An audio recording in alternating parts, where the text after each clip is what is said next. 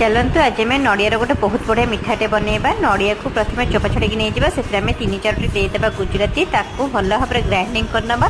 Grinding करसला गोटे plate को कानबा। देखो मेजरमेंट ठीक रहा दरकार।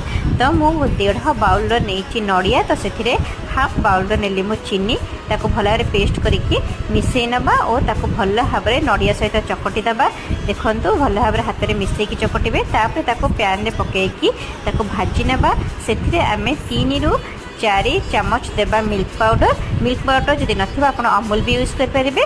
अमूल यूज करके भल भाव मिसेबे जेमती से बिंडा रहिबनी। देखो यहीपरि भाव भल भाव भाजी नेबे।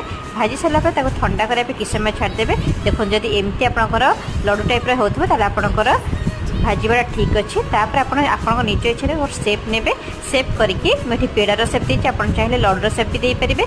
से मुझे चेरी यूज कर टूटी फ्रूटी भी यूज करेंगे ना तो